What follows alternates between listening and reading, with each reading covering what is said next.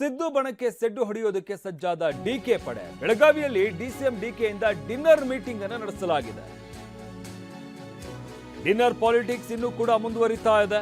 ಯತೀಂದ್ರ ಹೇಳಿಕೆ ಸಿದ್ದು ಬಣದಿಂದ ಡಿನ್ನರ್ ಹಿನ್ನೆಲೆಯಲ್ಲಿ ಒಂದ್ ಕಡೆ ಯತೀಂದ್ರ ಸಿದ್ದರಾಮಯ್ಯ ಹೇಳಿಕೆ, ಮತ್ತೊಂದು ಕಡೆ ಸಿದ್ದು ಬಣದಿಂದ ಡಿನ್ನರ್ ಸಭೆಗಳು, ಶಾಸಕರನ್ನ ವಿಶ್ವಾಸಕ್ಕೆ ತೆಗೆದುಕೊಳ್ಳೋದಕ್ಕೆ ಡಿಕೆ ಮುಂದಾಗಿದ್ದಾರೆ. ಡಿಸಿಎಂ ಡಿಕೆಯಿಂದ ಪರೋಕ್ಷವಾಗಿ ಶಕ್ತಿ ಪ್ರದರ್ಶನಗಳು ಆಗ್ತಾ ಇದೆ. ಬಿಜೆಪಿ ಜೆಡಿಎಸ್ನಲ್ಲಿ ಇರುವ ಆಪ್ತ ಶಾಸಕರಿಗೂ ಕೂಡ ಆಹ್ವಾನ ನೀಡಲಾಗಿದೆ. ಕೇವಲ ಕಾಂಗ್ರೆಸ್ ಶಾಸಕರು ಮಾತ್ರ ಅಲ್ಲ, ಬಿಜೆಪಿ ಜೆಡಿಎಸ್ನಲ್ಲಿರುವಂತಹ ಆಪ್ತ ಶಾಸಕರಿಗೂ ಕೂಡ ಆಹ್ವಾನ ನೀಡಲಾಗಿದೆ. ಎಸ್.ಟಿ. ಸೋಮಶೇಖರ್ ಹೆಬ್ಬಾರ್ ಭಾಗಿಯಾಗುವ ಸಾಧ್ಯತೆ ಇದೆ. ಬೆಳಗಾವಿಯ ಫಾರ್ಮ್ ಹೌಸ್ನಲ್ಲಿ ಡಿನ್ನರ್ ಆಯೋಜನೆ ಮಾಡಲಾಗಿದೆ.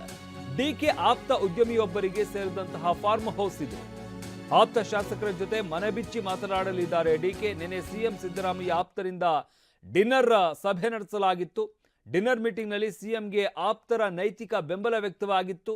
ಇದೀಗ ಡಿಕೆ ಆಪ್ತರಿಂದ ಒಗ್ಗಟ್ಟು ಪ್ರದರ್ಶನಕ್ಕೆ ಮತ್ತೆ ಡಿನ್ನರ್ ಸಭೆ ನಡೆಸಲಾಗ್ತಾ ಇದೆ. ನಿನ್ನೆ ಸಿಎಂ ಸಿದ್ದರಾಮಯ್ಯ ನಡೆಸಿದ್ರು, ಅವರ ನೇತೃತ್ವದಲ್ಲಿ ಸಭೆ ನಡೆಸಲಾಗಿತ್ತು. ಡಿನ್ನರ್ ಮೀಟಿಂಗ್ನಲ್ಲಿ ಸಿಎಂಗೆ ನೈತಿಕ ಬೆಂಬಲ ವ್ಯಕ್ತವಾಗಿತ್ತು. ಇದೀಗ ಡಿಕೆ ಆಪ್ತರಿಂದ ಒಗ್ಗಟ್ಟು ಪ್ರದರ್ಶನಕ್ಕೆ ಡಿನ್ನರ್ ಮೀಟಿಂಗ್ ನಡೆಸಲಾಗ್ತಾ ಇದೆ. ಆಪ್ತ ಶಾಸಕರಲ್ಲಿ ಭರವಸೆ ಮೂಡಿಸುವುದಕ್ಕೆ ಡಿನ್ನರ್ ಸಭೆಯನ್ನ ಕರೆಯಲಾಗಿದೆ. ಕ್ಯಾಬಿನೆಟ್ ಸಭೆ ಬಳಿಕ ಡಿನ್ನರ್ಗೆ ತೆರಳಿರುವಂತಹ ಡಿಕೆ ಶಿವಕುಮಾರ್, ಸಿದ್ದು ಬಣಕ್ಕೆ ಸೆಡ್ಡು ಹೊಡೆಯೋದಕ್ಕೆ ಸಜ್ಜಾದಂತಹ ಡಿಕೆ ಪಡೆ ಬೆಳಗಾವಿಯಲ್ಲಿ ಡಿಸಿಎಂ ಡಿಕೆಯಿಂದ ಡಿನ್ನರ್ ಮೀಟಿಂಗ್ ನಡೆಸಲಾಗ್ತಾ ಇದೆ. ನಿನ್ನೆ ಸಿದ್ದರಾಮಯ್ಯ ಅವರ ನೇತೃತ್ವದಲ್ಲಿ ಡಿನ್ನರ್ ಮೀಟಿಂಗ್ ನಡೆಸಲಾಗಿತ್ತು. ಅಂದ್ರೆ ಊಟಕ್ಕೆ ಅಂತ ಕರೆದು ಅಲ್ಲಿ ಒಂದಷ್ಟು ಜನ ಅವರ ಆಪ್ತ ಶಾಸಕರುಗಳು, ಸಚಿವರು ಅಲ್ಲಿ ಭಾಗಿಯಾಗಿದ್ರು. ಅಲ್ಲೆಲ್ಲವೂ ಕೂಡ ಸಿದ್ದರಾಮಯ್ಯ ಅವರ ಪರವಾಗಿ ನೈತಿಕ ಬೆಂಬಲವನ್ನು ಅವರು ವ್ಯಕ್ತಪಡಿಸಿದ್ರು. ಅದಕ್ಕೆ ಕೌಂಟರ್ ಆಗಿ ಇವತ್ತು ಡಿಕೆ ಶಿವಕುಮಾರ್ ಸಭೆಯನ್ನು ನಡೆಸ್ತಾ ಇದ್ದಾರೆ. ಡಿಕೆ ಶಿವಕುಮಾರ್ ಅವರ ಆಪ್ತ ಉದ್ಯಮಿಯೊಬ್ಬರ ಫಾರ್ಮ್ ಹೌಸ್ನಲ್ಲಿ ಈ ಒಂದು ಸಭೆಯನ್ನು ನಡೆಸಲಾಗ್ತಾ ಇರೋದು. ಸಭೆ ಅಂತಂದ್ರೆ ಡಿನ್ನರ್ ಮೀಟಿಂಗ್, ಅಂದ್ರೆ ಊಟಕ್ಕೆ ಅಂತ ಕರೆದಿರುವಂಥದ್ದು ಅಲ್ಲಿ. ಬಟ್ ಅಲ್ಲಿ ರಾಜಕೀಯವಾಗಿ ಬೇರೆ ಬೇರೆ ವಿಚಾರಗಳಿಗೆ ಸಂಬಂಧಪಟ್ಟಂತೆ ಸಾಕಷ್ಟು ಚರ್ಚೆಗಳಾಗುತ್ತೆ.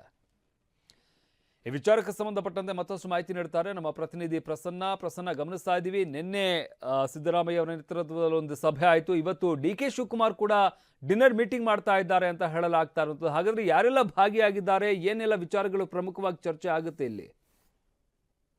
ಶಮಂತ್, ಡಿಕೆ ಶಿವಕುಮಾರ್ ಅವರ ಆಪ್ತ ಶಾಸಕರು ಇವತ್ತು ಡಿನ್ನರ್ ಮೀಟಿಂಗ್ ಅನ್ನ ಸೇರಿದ್ದಾರೆ. ಬೆಳಗಾವಿಯ ಹೊರವಲಯದಲ್ಲಿರುವಂತಹ ಒಂದು ಖಾಸಗಿ ವ್ಯಕ್ತಿಯೊಬ್ಬರಿಗೆ ಸೇರಿದಂತಹ, ಉದ್ಯಮಿಯೊಬ್ಬರಿಗೆ ಸೇರಿದಂತಹ ಫಾರ್ಮ್ ಹೌಸ್ ನಲ್ಲಿ ಸುಮಾರು 20ಕ್ಕೂ ಹೆಚ್ಚು ಡಿಕೆ ಶಿವಕುಮಾರ್ ಅವರ ಆಪ್ತ ಶಾಸಕರು ಡಿನ್ನರ್ಗಾಗಿ ಸೇರುವಂತಹ ಮಾಹಿತಿ ಇದೆ.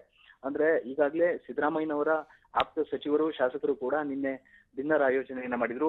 ಅದರಲ್ಲಿ ಕೇವಲ ಅಹಿಂದ ನಾಯಕರು, ಅಹಿಂದ ಸಚಿವರು, ಅಹಿಂದ ಶಾಸಕರು ಮಾತ್ರ ಡಿನ್ನರ್ ನಲ್ಲಿ ಭಾಗಿಯಾಗಿದ್ರು.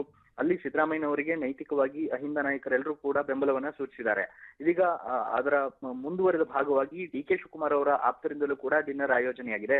ಡಿಕೆ ಶಿವಕುಮಾರ್ ಅವರು ಎಲ್ಲ ಶಾಸಕರನ್ನ ವಿಶ್ವಾಸಕ್ಕೆ ಪಡೆಯುವಂತಹ ಒಂದು ನಿರಂತರವಾದಂತಹ ಕೆಲಸವನ್ನ ಬೆಳಗಾವಿಯಲ್ಲೂ ಕೂಡ ನಡೆಸ್ತಾ ಇದ್ದಾರೆ. ಈಗಾಗಲೇ ವಿಧಾನಸಭೆ ಅಧಿವೇಶನ ನಡೀತಾ ಇರುವಂತಹ ಹಿನ್ನೆಲೆಯಲ್ಲಿ ಯಾವೆಲ್ಲ ಶಾಸಕರು ಅಧಿವೇಶನಕ್ಕೆ ಹಾಜರಾಗಿದ್ದಾರೋ ಅವರನ್ನ ವಿಶ್ವಾಸಕ್ಕೆ ಪಡೆಯುವಂತಹ ನಿರಂತರ ಪ್ರಕ್ರಿಯೆಗಳು ನಡೀತಾ ಇದ್ದಾವೆ.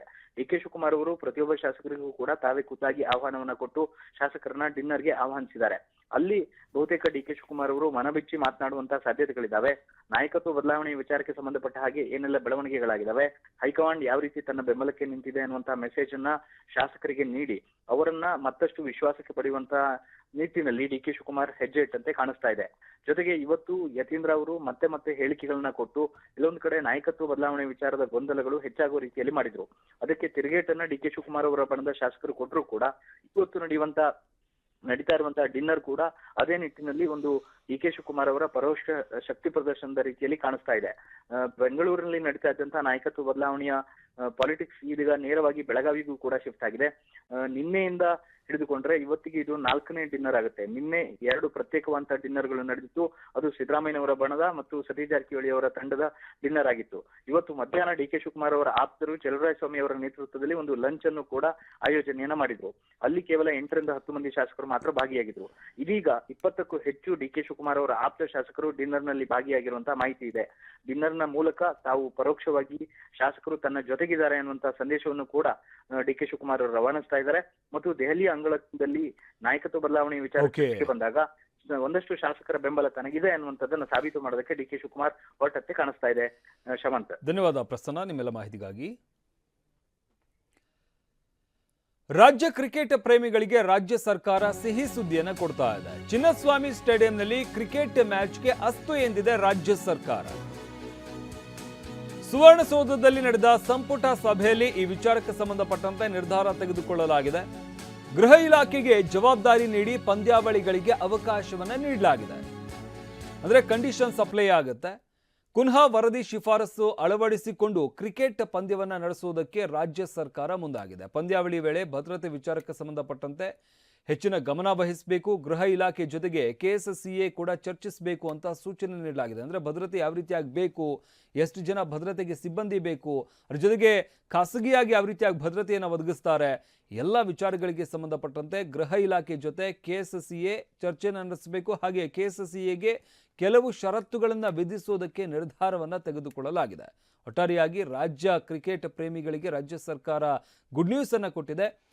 RCB ಪಂದ್ಯಗಳು ಬೇರೆ ಕಡೆಗೆ ಶಿಫ್ಟ್ ಆಗ್ತವೆ ಅನ್ನೋ ಚರ್ಚೆಗಳು ನಡೀತಾ ಇತ್ತು. ಆದರೆ ಇಲ್ಲ, ಆ ಎಲ್ಲ ಪಂದ್ಯಗಳು ಕೂಡ ಬೆಂಗಳೂರಿನಲ್ಲೇ ನಡೆಯುತ್ತೆ, ಚಿನ್ನಸ್ವಾಮಿ ಸ್ಟೇಡಿಯಂನಲ್ಲೇ ನಡೆಯುತ್ತೆ ಅಂತ ರಾಜ್ಯ ಸರ್ಕಾರ ಈಗ ಹೇಳಿರುವಂಥದ್ದು.